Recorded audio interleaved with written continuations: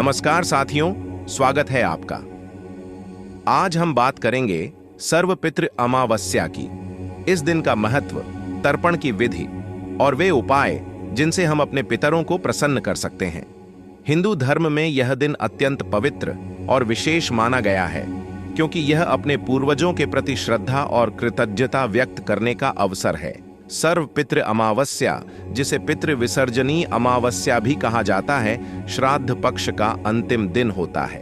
पितृपक्ष में प्रतिदिन अलग अलग तिथियों पर विशेष पितरों के लिए श्राद्ध किया जाता है, लेकिन अमावस्या के दिन ऐसा अवसर होता है जब कोई व्यक्ति अपनी गोत्र, वंश या किसी भी कारणवश पूर्वजों का तिथि श्राद्ध न कर पाया हो, तो वह अमावस्या को सभी पितरों का सामूहिक श्राद्ध कर सकता है। इसलिए इसे सर्व पितृ अमावस्या कहा जाता है।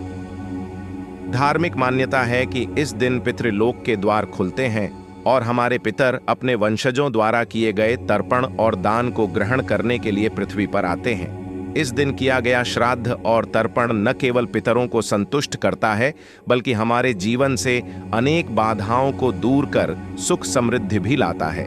शास्त्रों में कहा गया है, पितृ तृप्ति बिना देव तृप्ति असंभव है। यानी जब तक हमारे पूर्वज प्रसन्न नहीं होते, तब तक देवताओं की कृपा भी पूर्ण रूप से प्राप्त नहीं होती। अब बात करते हैं तर्पण विधि की। तर्पण का अर्थ है जल, तिल और कुश आदि अर्पित कर पितरों को संतुष्ट करना। इसकी विधि इस प्रकार है। सबसे पहले प्रातः स्नान कर शुद्ध वस्त्र धारण करें। घर के आंगन, नदी, तालाब या पवित्र स्थल पर पूर्वजों का स्मरण करें। दक्षिण दिशा की ओर मुख करके कुशा की अंगूठी पहन लें, क्योंकि दक्षिण दिशा को पितृ दिशा कहा गया है। अब एक पात्र में जल लें और उसमें काले तिल, अक्षत, चावल, पुष्प और कुश मिलाएं। 3 बार एम पितृभ्य स्वधा कहकर जल अर्पण करें। इसके बाद अपने पितरों का नाम लेकर तर्पण करें और उनसे आशीर्वाद की प्रार्थना करें। तर्पण के बाद ब्राह्मण या जरूरतमंदों को भोजन कराना, वस्त्र और दान देना अत्यंत शुभ माना जाता है। इस दिन घर पर विशेष रूप से सात्विक भोजन बनाया जाता है और उसी भोजन का एक भाग कौवों, गायों, कुत्तों और चींटियों को भी अर्पित किया जाता है। यह माना जाता है कि इन जीवों के माध्यम से पितरों तक हमारी श्रद्धा पहुंचती है। सर्वपितृ अमावस्या केवल विधि विधान तक सीमित नहीं है, बल्कि यह हमारे व्यवहार और श्रद्धा पर भी आधारित है। आइए जानते हैं वे उपाय जिनसे हम पितरों को प्रसन्न कर सकते हैं। सच्ची श्रद्धा।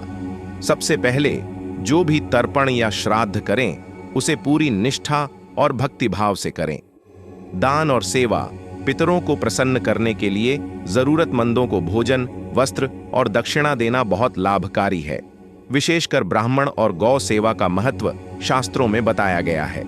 कौवों को भोजन। मान्यता है कि कौए का रूप लेकर पितृ भोजन ग्रहण करते हैं। गाय पितरों की प्रिय है।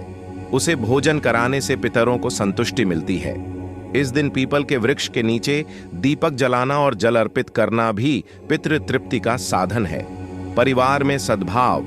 पितर तभी प्रसन्न होते हैं जब परिवार में आपसी प्रेम और एकता बनी रहती है।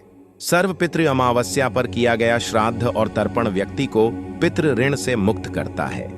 माना जाता है कि इससे जीवन की रुकावटें दूर होती हैं, संतान सुख और दीर्घायु की प्राप्ति होती है। इसके अलावा यह दिन हमें यह भी सिखाता है कि हमारे जीवन की नींव हमारे पूर्वज हैं। उनकी स्मृति को संजोकर ही हम अपने वर्तमान और भविष्य को मजबूत बना सकते हैं। तो साथियों, सर्वपितृ अमावस्या केवल एक धार्मिक परंपरा नहीं, बल्कि हमारे जीवन की जड़ों से जुड़ने का अवसर है। इस दिन यदि हम श्रद्धा भाव से पितरों को स्मरण कर तर्पण करें, दान पुण्य करें और उनके आदर्शों को अपने जीवन में उतारें, तो निश्चित ही हमारे पितर प्रसन्न होकर हमें सुख, समृद्धि और शांति का आशीर्वाद देते हैं।